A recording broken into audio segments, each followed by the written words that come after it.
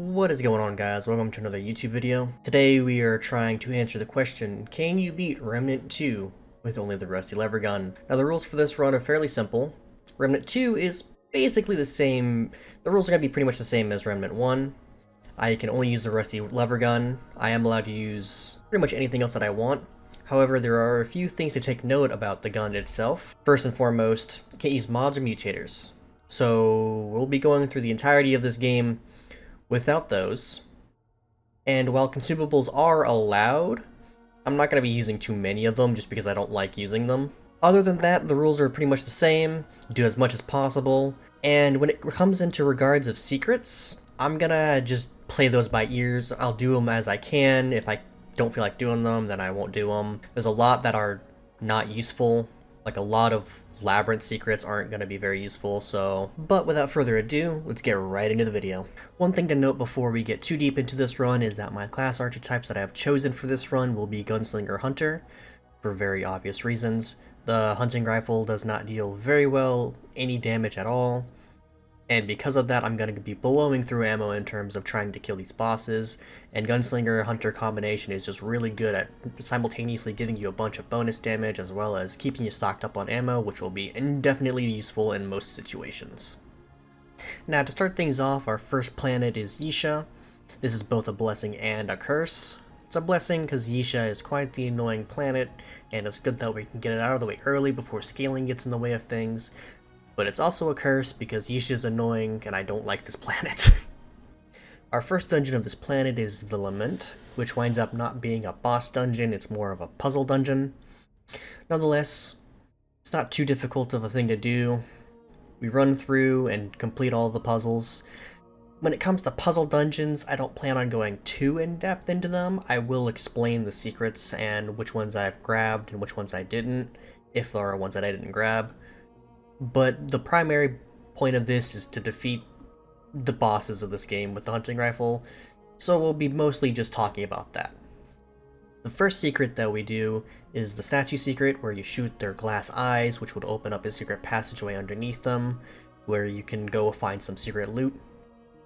Next after that, we go and complete the primary secret of this dungeon, which is paying attention to those books and putting into a puzzle in the middle, which will open a secret vault that you can then go into.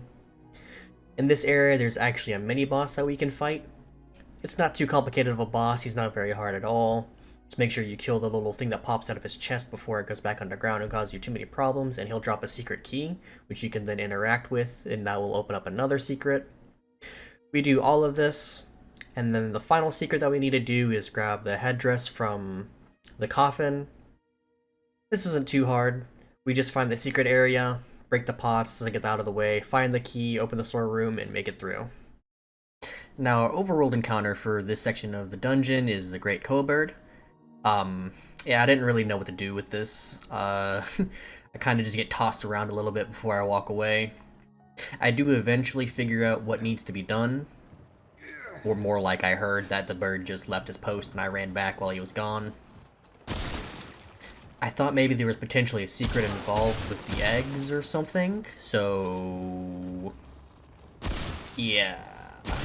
I am now not a very good person. Up next is the Nameless Nest, which is going to be a boss encounter, finally.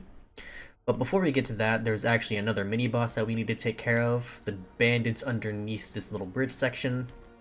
They're typically not too complicated. The only thing that could really give you problems with them, since they're just basic marksmen, they've been upgraded, is whether or not their rolled attributes are annoying. But there's not too many that could cause problems, and as long as it's not something like shocking or disrupting, it won't be that bad. Kidding me, dude. And he's got shocking. Perfect. Well, as long as his buddy doesn't have anything that makes it even more annoying to deal with shocking, this shouldn't be too much of a hassle, right?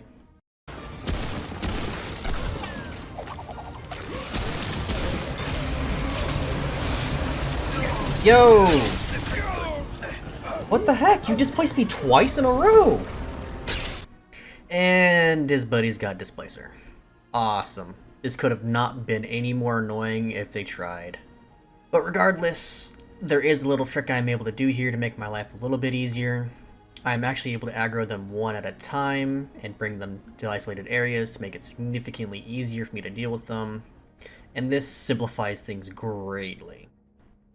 Utilizing this little trick, I am able to very easily isolate and eliminate them, and we can finally move on to our first actual boss of this run. Now, our first boss encounter of this run is going to wind up being Mother Mind, which is pretty cool because I never encountered her in any of my adventures on this game so far. Now, she does have quite a few attacks that can be pretty tricky. She's got a spin attack that winds up being, not too bad as long as you're on the back wall. She has her claw attacks, which is her main way of catching you out. And she also covers the room with acid that, if you're not careful and you're not watching group positioning, will wind up getting you killed. As I said, it did take me quite a few attempts to learn how to beat this boss. Her attacks are pretty tricky if you're not careful, but as long as I'm able to take it slow, I can eventually just learn all the patterns and perfect the boss, and we eventually do just that with this boss. After a couple tries, we're able to put her down without too much hassle. Next up is another puzzle dungeon. I'll briefly go over everything we grabbed here, but it doesn't wind up being too important in the grand scheme of things. We do all 3 puzzles, and I even wait for the Blood Moon to open up the secret door. So we grab both rings, the Blood Moon secret, and the Sagittarius bow, even though we can't use it, and we move on. Moving on to our next dungeon, there is one secret area that we need to complete real fast, because it's got a hidden away mini-boss that we need to complete. And to access it, all we have to do is jump into this coffin real fast and find off a bunch of enemies, and near the end is going to be the secret elite, where we have to fight. Normally this would be a pretty annoying elite to fight. He's quite troublesome, very, very bulky, and I don't have a lot of damage. However, for some reason he kind of just doesn't react to me shooting him. But I won't complain. Makes for an easy fight, and I don't have to worry about suffering at this part because I've got plenty of that ahead of me. Next up is probably the most annoying boss that I think I've ever had the misfortune of fighting, Legion. This boss is annoying for a lot of reasons. Number 1, it's an ad fight. It constantly summons ads, and they constantly harass you, and you need to pay attention to them, otherwise they're gonna kill you. Number 2, his attack that summons his ad can also kill you. And number 3, if you stare at the boss too long, he'll kill you. So not only is it not staring at the boss, but it's also ad clear and making sure you're paying attention to the arena. Now, all in all, this boss isn't too terrible. It's just they shoved every annoying mechanic in the game into one boss and made you fight it. All in all, this boss isn't the worst it could have been. They could have made this boss miserable if they really wanted to, and I appreciate that they stopped at 3 annoying mechanics rather than giving it more. The main problem is the fact that from this point forward, every boss is going to take forever, and there's just no other way around it. I'm already expected to have at least some adequate gear and even a few levels on adequate weapons and utilizing mods, but I can't do any of that, and my gun sucks. So we have to take the long approach and just make sure that we're very careful, otherwise we'll be sad. After enough time, we do manage to take this guy down, but it was a drag. Moving on to our next overworld encounter is the Root Nexus. This event is kind of misleading. It's a wave-based thing, where the more you damage it, the more enemies and the stronger the enemies get. But in actuality, it only summons like 4 or 3 waves of enemies, and then you can just shoot it until it dies. These are set to spawn at certain intervals, so as long as you pause to take care of those ads when they spawn, it's a pretty easy cleanup. So after putting enough bullets into this thing to give it lead poisoning way before it actually dies, we do eventually manage to kill it after taking care of its waves. Not too hard of an overworld challenge, but something to take note of nonetheless. Up next is one of the most annoying events that I think I've ever had to do. In hindsight, it wasn't as bad as I made it out to be, but I just didn't have enough knowledge about this event, and that led to a lot of unfortunate deaths that probably could have been avoided if I just took a second to recognize what I was doing. This event is a race to the bottom floor, but you can't be too fast or too slow, otherwise the top of the electric field and the bottom will both kill you. The entire time you're following this path, and a huge horde of mobs is chasing you, and you've got to be careful not to let them overwhelm you, and you've also got to keep in mind of the periodic traps of lightning that are set to explode at random intervals. Now, what gave me so much trouble is that it's just I didn't have the damage to take care of these waves, on top of the fact that I just got lost constantly. Honestly, embarrassingly so. For the first couple of my deaths, I couldn't even figure out how to get down. But with perseverance and stubbornness, and taking a second to learn the area a little bit, we are able to eventually make our way down to the bottom and finish this objective. It was not my favorite objective, if I'm being honest with you, but I'm a little biased and I'm still a little salty about it, so that's on me. Now, before we get to the final fight of Yaesha the Ravager, there is one last secret that I do know of, which is the bolt gun, which we play on the water harp to quickly get it, and then we move on to the Ravager. And the Ravager is probably one of my favorite fights. I always found it really cool that you could talk to the Ravager in Remnant 1, and the fact that they brought it back in Remnant 2 and you can have a conversation and he gives you a choice on whether or not you fight him or join him is so cool to me. But due to rule number 2 that we have to fight everything as much as possible, we do have to help the doe and choose to side with the doe rather than the Ravager this time, which leads to also one of my favorite fights.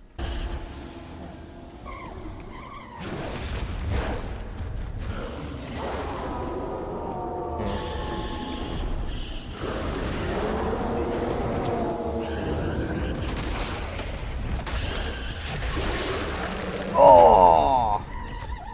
That's gotta hurt.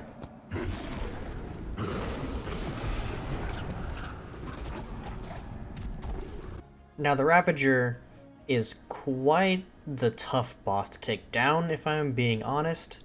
He's got a lot of health and quite a few different attacks, and he also tries to trip you up with his attacks by either adding on or doing different things of what you expect. And it did take us quite a long time to learn his attacks and how to dodge them, and especially since this is such a long and lengthy fight, one mistake would send me right back to the end. But on the bright side, I did get one hilarious clip because when I first started this fight, I knew nothing about him, and his first couple attacks caught me off guard. Did you just drop kick me? I just got drop kicked by a giant wolf. Okay, fair enough. Fair. But after enough trial and error, we did eventually manage to perfect the timing of his attacks, and after that it was just a matter of making sure we lived long enough to actually kill him. As I said, this was not a very quick endeavor, but regardless, we got it done, and with him out of the way, Yaesha is finally completed, and we can move on to the next section. Now, this next section is just a quick run through the Labyrinth. There's not too much interesting happening here. The Labyrinth is home to a ton of secrets, but I don't really run and grab very many of them. They're very time-consuming, and honestly just not worth the time. I do know where they are and that they exist, but I just figured it'd be a waste of time to do it, especially since I can't use any of the rings or any of the gear that I get. So besides the one boss fight and one siege survival, we quickly make our way through and just grab the biome portal key so we can get to the next planet where the real fun begins. The next planet we get to is Losomn, which is actually my favorite planet. I just really like the theming of this place, and most of the fights are pretty fun, so I'm pretty excited to get into this. First things first, we quickly make our way to the Magister and grab the quill so that way we can get to our first dungeon, which so happens to be my least favorite encounter on this planet, which is ironic considering I just said that this was my favorite planet. The Great Hall is kind of annoying. It's not really filled with anything, really. There aren't any really spectacular secrets. There is a sinklet in the fire that I could grab, but I don't care about it too much. All I care about is completing this objective and getting out of here. It's just annoying. It's a whole damage over time thing, and it honestly gave me more trouble than it was originally supposed to, solely because the rings I was using at the time was actually increasing the damage I was taking and making the event harder than it should have been, which I didn't realize until about an hour into my attempts. Which makes me sound stupid, but it is what it is. Once I took that ring off and gave it another couple tries, we did eventually manage to complete this event. It's just not my sort of thing. The main problem with this event is just the fact that in this particular run, any event that I can take slow and steady, I will eventually be able to win. But any situation where I need a large amount of damage or need to complete something in a timely manner is going to be more trouble than anything else, solely because I don't have the luxury of having the damage to make things quick. But we still managed to complete this event without too much trouble as soon as I realized my mistake, and we're able to move on. Our next encounter in Losomn is quite the simple one, short and sweet, Butcher's Quarter. The main objective of this area is to get to the end and either save or let this guy die to a fire. According to rule number 2, I do fight my way through it and try and save the guy. I guess at some point I must have missed a guy lighting him on fire, or maybe I just didn't do it quick enough and he caught on fire regardless of me doing anything. But I do accidentally let him burn, even though I fought everyone. Not technically breaking any of my rules, but I did try and save him. Regardless, the event is technically completed, so we move on. Before I forget, our overworld encounter in this section of the dungeon is the orphanage, where we have to rescue the children and then talk to the lady. It's not important, but it's something to take note of. It's not really anything that matters in the grand scheme of things, so we move on very quickly from this point. Before we get to our next boss, there is first a secret mini-boss that we need to take care of, and it is probably one of the most claustrophobic fights in the entire game in my personal opinion. You go behind this secret painting in this really messed up looking hall, fall down this hole, and then you go and fight one of the elite versions of the executioners. Luckily for me, he had Displacer, my bad. And this actually worked to my advantage because it took me out of the water immediately, which made it significantly easier to dodge this guy. Now, I did fight this guy a couple times before, so I knew how to dodge him pretty simply, and as long as you stay close to him, he won't use his ranged attacks, which are honestly the mix-up between his ranged and his melee is what will trip you up if you're not careful. So, it's not too hard of a fight. We quickly move on after that. Now, for our first actual boss of Losomn, we get Magister Dulain. Dul is something, I don't know how to pronounce it. And he's honestly quite annoying the first time you fight him, but consecutive playthroughs he's not really all that bad. Once you learn him, he's not that bad. It's kind of annoying because his projectiles and his hitboxes are way bigger than they actually look like they should be, which can cause for some pretty frustrating deaths if you're not careful, on top of the fact that he will just... It's almost like bullet hell at some points, with him summoning corpses to throw at you and spitting up everywhere at you. This did take us a couple tries, especially since at this point in time it seems like every boss just wants to spawn as Regenerator, which is just awesome, makes my life so much easier. And ammo is really starting to become a problem, even though we're using Gunslinger Hunter as our combo. So, I do have to use a few ammo boxes every now and then. It's not as bad as it was in Remnant 1, but still, fights are getting ridiculously long. We do manage to take this guy out without too much trouble. As I said, as long as you know his attacks, they're not too dangerous. You just gotta make sure you're nowhere near their landing zone, and you'll be good to go. We kill this guy and we go past him, no problem. Now this next event is kind of funny, because the next one we run into is actually the bell tower puzzle. You put in a time on the clock and it gives you a cog that you can use in the bell tower to get a consumable, which is something we will have to do. The reason this is funny is because at that point in time, I didn't realize that was going to be my overworld encounter. So while we're here, we grab the cog since we know it's going to be there. After that, we do run into the council chambers. Quite a simple encounter. Nothing too much about it, and instead of giving the dagger to the council members themselves, I decided I was actually just going to keep it for myself in case we ran into either the Red Prince or we were going to give it to the craftsman in the castle. So we complete the dungeon, quote unquote, by getting to the end and taking the dagger, and we move on. Before I forget, we do wind up going to that bell tower that we figured out that we were going to have to do earlier, and we quickly complete that puzzle as well. It's not too complicated. It's a little dangerous because of the upward angle, making it kind of difficult to hit the enemies that are littered around the tower. But as long as you're slow and careful, it's not too hard of a challenge. We make it to the top, put in the cog, pull the lever, and grab the little trinket that falls down. Overworld encounter completed. The final dungeon between us and the final boss of this world is the Great Sewers. It's not too noteworthy until the boss, it's just kind of grimy and gross. We quickly make our way through and get to the Bloat King, which is the boss of the Great Sewers. And honestly, he's quite a fun boss, if I do say so myself. He's got a higher platform which you can stand on and be safe, but you also will suffer from all of his attacks, or you can fall into the water below and there are just tons and tons and tons of creatures in the waters below. They're not too difficult to dodge, but you will eventually run out of stamina and will probably make a mistake. There is a little trick I learned in the process of dying over and over to this guy, because I just wanted to learn him. If you go near a ladder and you fall down as he's charging his attack, he will shoot that attack and then start summoning out his orbs, which you need to shoot in order to actually damage the boss. And it's a nice little shortcut so you don't have to deal with all those attacks. There is a way for you to just dodge all those attacks while you're up top. You don't ever need to actually fall into the water. But it's a little bit more consistent if you just jump into the water real fast and hop right back on the ladder and then jump up. You will need to be careful about the angle that you do it at though, because if you're not careful, the orbs that he shoots at will pretty much immediately kill you. But as long as you're careful of the direction, that little trick will work most of the time. Using that little trick, we do manage to kill him pretty easily, and we can move on to the final boss. Now technically the final boss of this planet does have two different sides to him, but in the end it didn't really matter to us which one we did. I just did the first one that I ran into because it doesn't matter what gear they give me, neither one was going to be particularly useful. So we wound up just fighting the darker version real fast.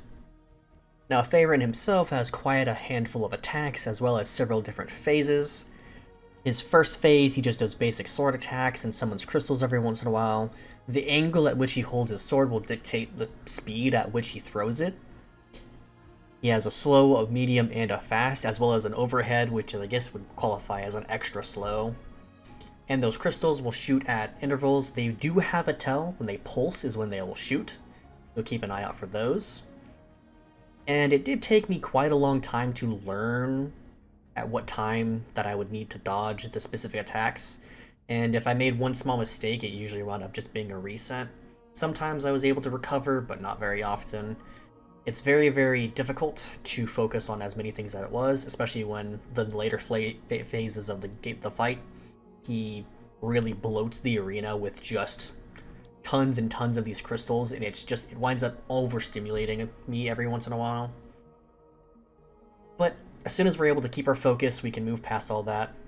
Then he also starts doing these massive sword attacks. This doesn't really change very much about the fight. All it does is all you have to do is make sure you're paying attention to key parts of the arena.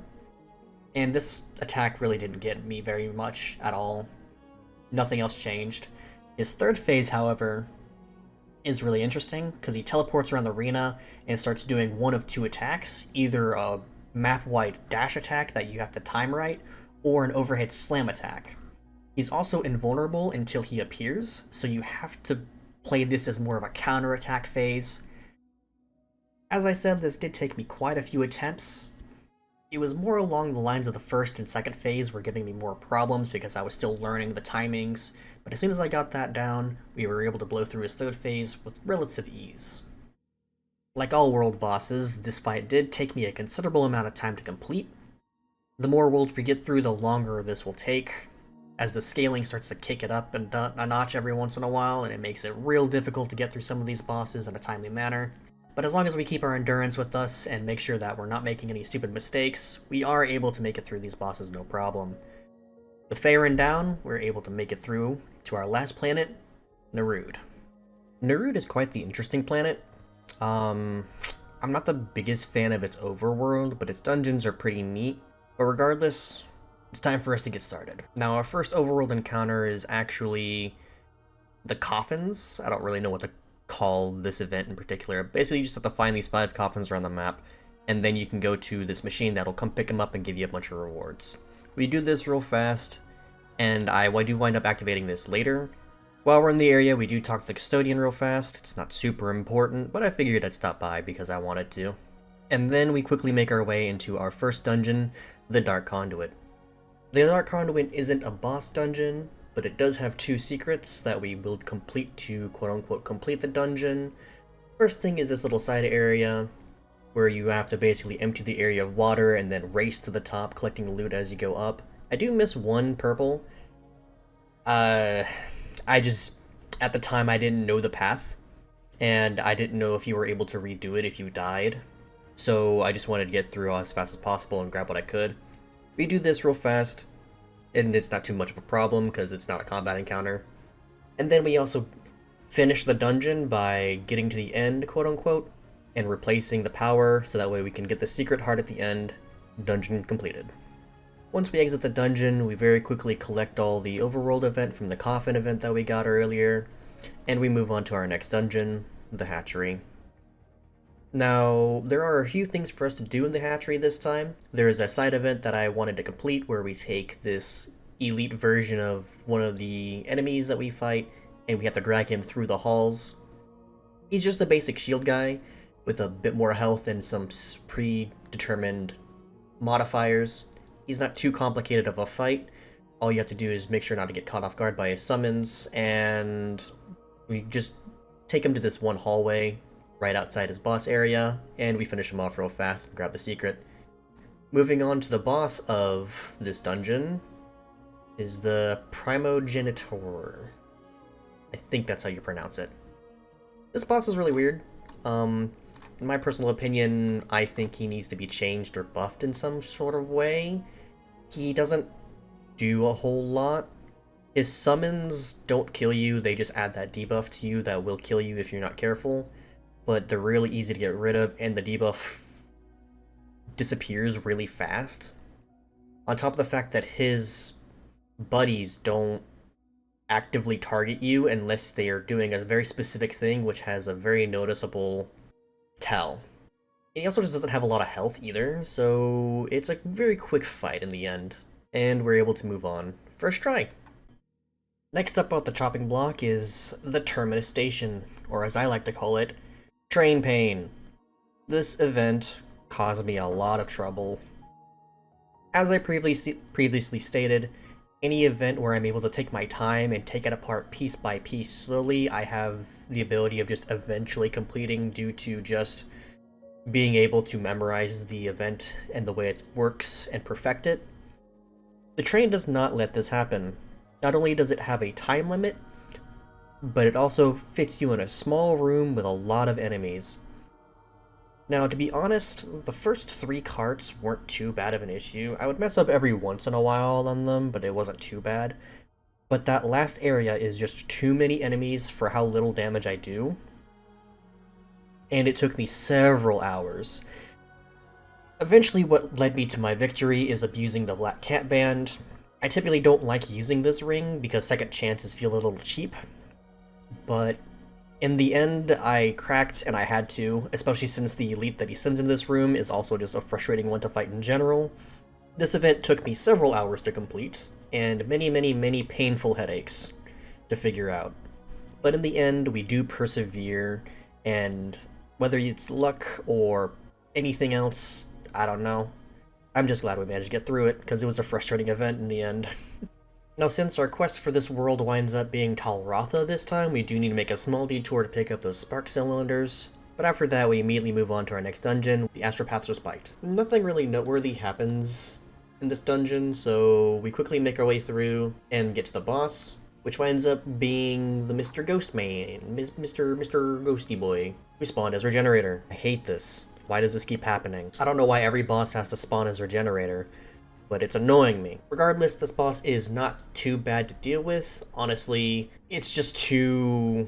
all of his attacks are just too telegraphed, in my opinion. His orb attack can be a little tricky if you're not careful, but I mean, as long as you react quick enough, you are able to just roll through most of his attacks. And his adds are actually significantly weaker than their overworld counterparts. So as long as you're hitting your shots on their weak points, they go down in like 2 shots. This boss does take quite a long time to kill, just because it's got Regenerator, the scaling, and this boss is just naturally bulky. But, as I said, it's not too difficult of a boss, so eventually we do take him down without too many problems. The final area before we get to the final boss of Nerude is going to be the Dormant Nerudian Facility. Now this event is pretty cool actually. The normal way you're supposed to do it is that you're just supposed to run through the dungeon and kill everything, so that way the decontamination process doesn't end you. So technically the area has a time limit, but it's fairly lenient and it's not a problem. However, I wanted to do it the alternate way, and I was actually caught off guard because I didn't know if this would actually work. I didn't know if this was a thing you could do. I just wanted to try it, and my reaction is pretty funny. Manual override initiated. Quarantine protocol commencing. Initiating purge. What did I do?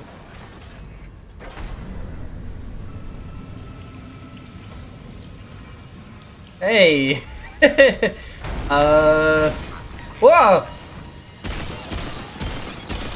Yeah, so I had no idea this existed, so it caught me really off guard. But it's not too hard of a fight, it's just a basic drone thing, and if I utilize this pillar to my advantage to block most of its shots, and we quickly take it down and move on to Tal Ratha. Now, Tal Ratha was shaping out to be quite the tough encounter. The scaling of Remnant has finally maxed out around this point, so bosses just had a ton of health and pretty much everything one-shot me. There was very little chance of surviving since I didn't have a defense build going on. On top of the fact that he had pretty much everything from ranged to area of effect attacks, and he also spawned minions that were very easy to lose track of, and if you focus too much on one thing or the other would get you. And this wound up just all being such a huge problem. But for some reason, about halfway through my attempts, he kind of just stopped summoning minions.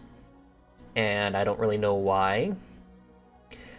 But I won't fight it, because it made the fight so much simpler.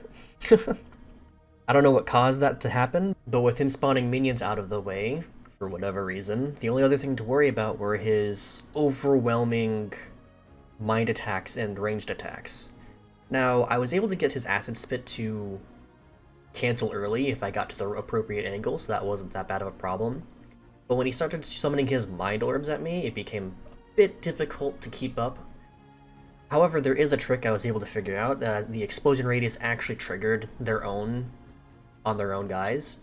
So if they got close enough, I could shoot one or two and they would all blow up, which made my life so much easier. Utilizing these few tricks, I'm able to very, very quickly figure out a good strategy, and we're able to take him out.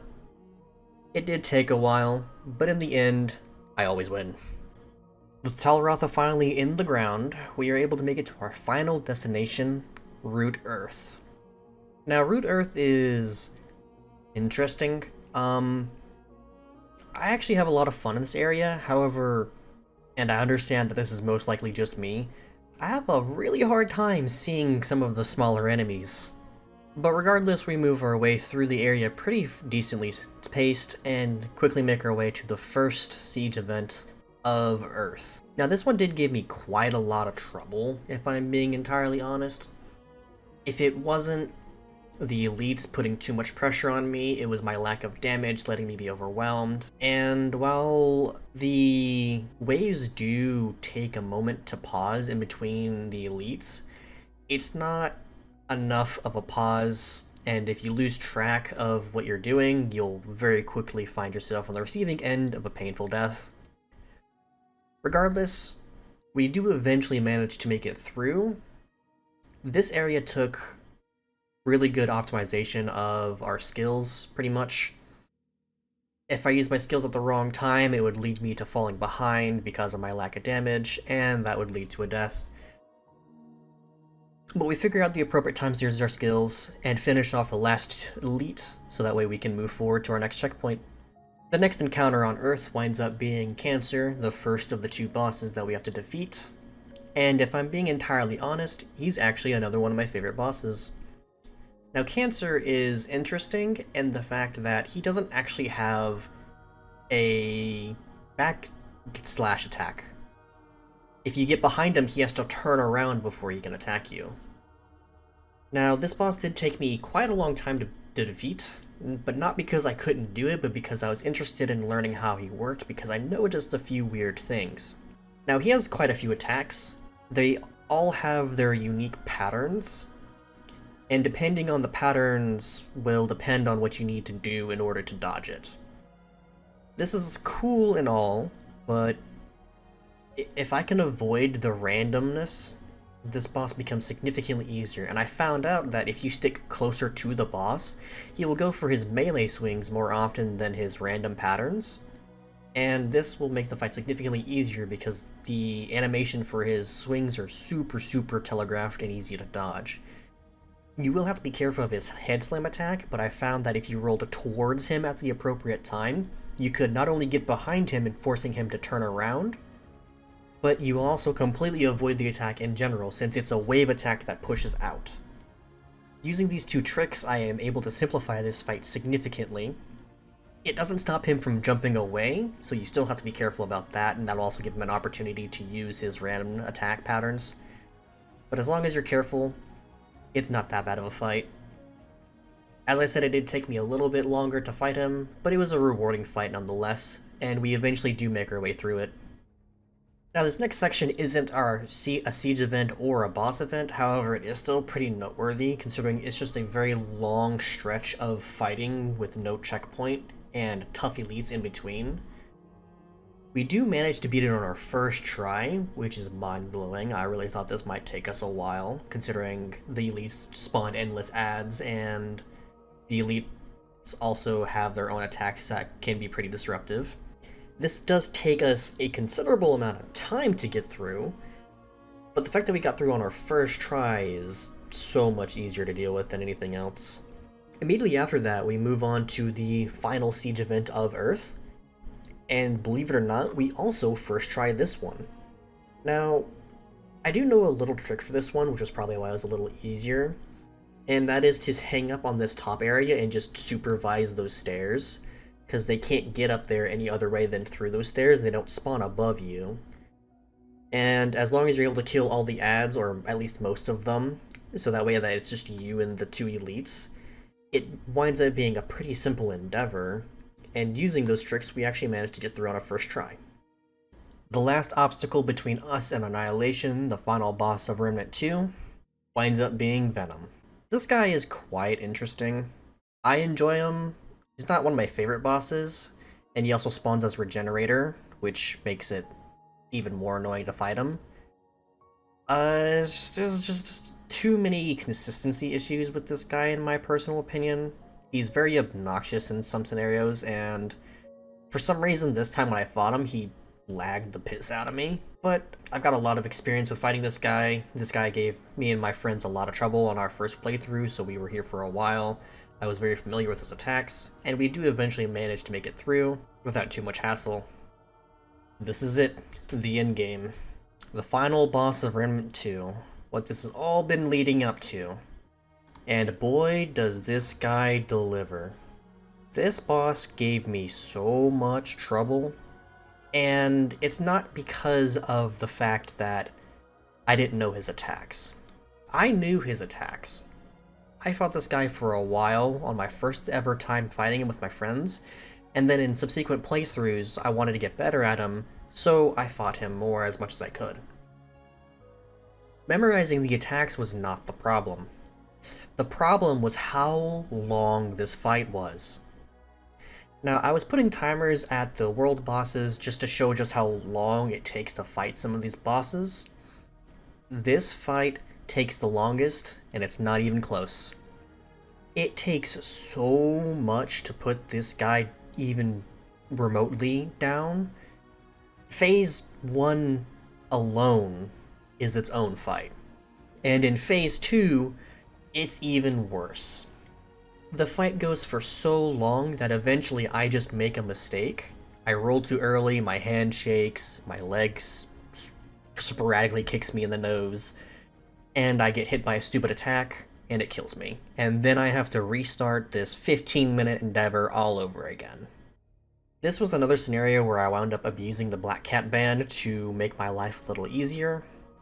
It's just one mistake resetting me was just, it was so brutal, especially with how long this boss is. I tried a couple of different things to make it easier, but there were no real tricks that I were able to figure out to make my life easier. It was just a raw, make sure you perfect the boss as much as you can, and it was just a rough road from there. It was so brutal. It really was just endless pressure, and oh man, the amount of pain this boss gave me was ridiculous. This fight, in one sitting, this fight took me over 4 hours to beat with this challenge by itself. One attempt took me around 14 minutes. So when I'm telling you that this fight took forever, I'm not kidding.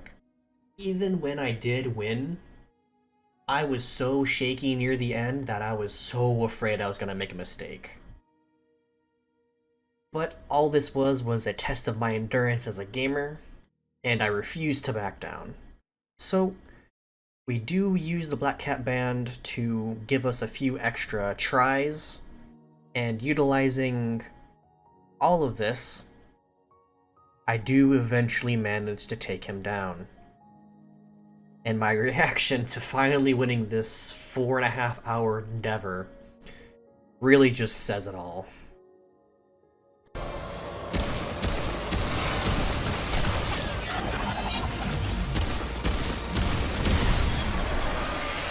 Oh my god. Oh man. What the?